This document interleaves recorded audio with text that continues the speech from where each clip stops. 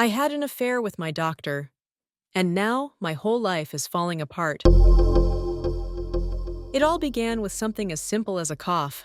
I had been feeling off for a while, run down, stressed, but nothing serious. My husband, Mark, kept urging me to see a doctor, and eventually I gave in. That's how I found myself sitting in Dr. Miller's office. I had no idea how drastically that moment would change everything. The first few appointments were typical: basic checkups, questions about my health.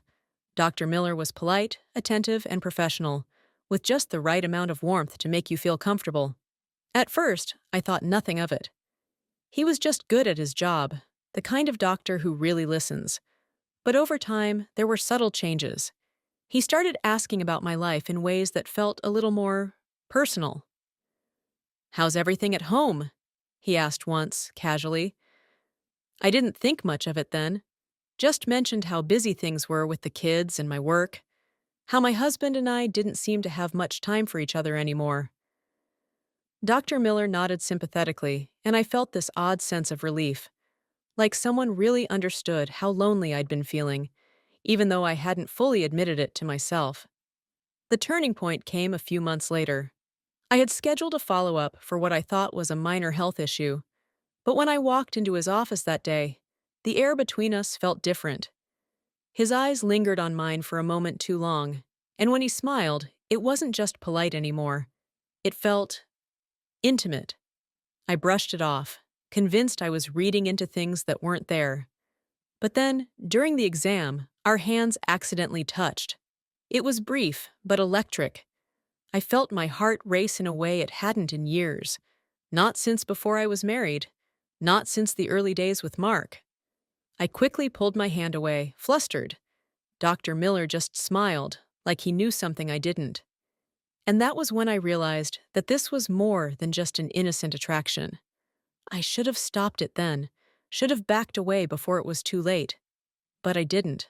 I started to make excuses for myself, like, it's just a harmless crush, or nothing's really happening.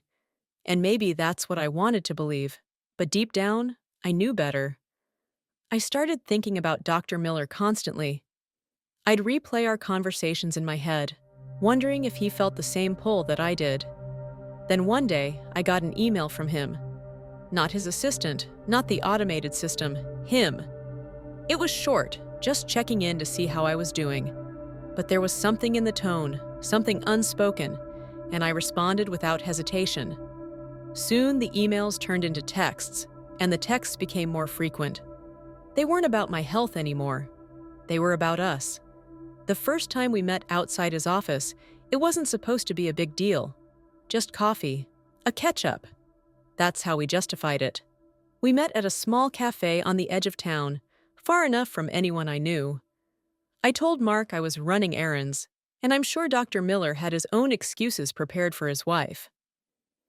When I walked into that cafe and saw him sitting there, waiting for me, my stomach twisted with nerves and excitement.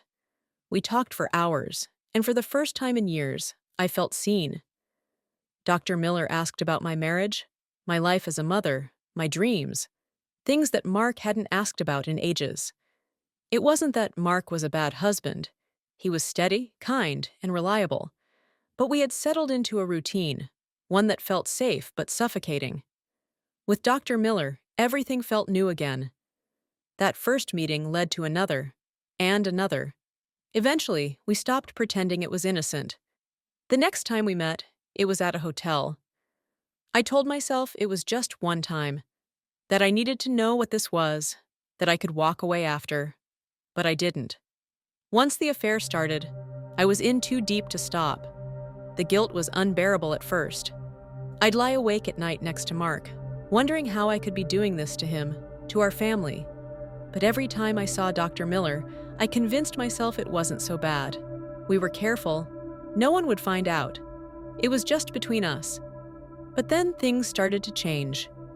Dr. Miller wasn't the same person I had built up in my head. He would cancel plans last minute, stop answering texts for days, only to reappear with some vague excuse. And when we were together, the thrill that had once been intoxicating began to feel more like a burden. I wasn't sure where I stood with him anymore. Was I just a distraction from his crumbling marriage? Was I just another patient who had crossed the line? And then came the moment that changed everything. It was a Friday night. Mark and I were having dinner with some friends. A normal evening, when my phone buzzed. I glanced down, expecting a work email or a reminder from one of the kids' activities. But it wasn't either of those. It was a message from Dr. Miller's wife. "I know about you and my husband. You can't hide forever." I felt like the air had been sucked out of the room. My stomach twisted, my hands trembled, and I could barely focus on the conversation happening around me. I excused myself, went to the bathroom, and tried to calm down. But I couldn't.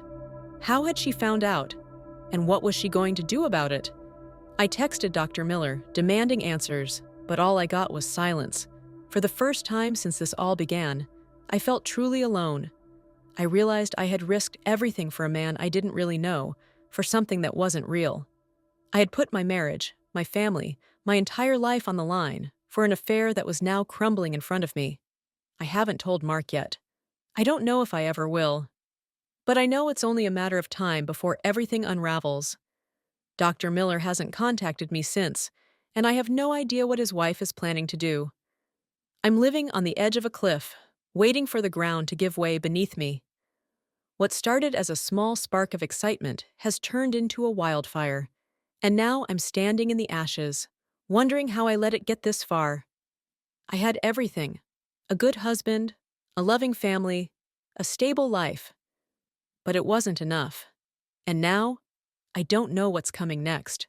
Maybe I deserve whatever happens. Or maybe this is just the beginning of something even darker.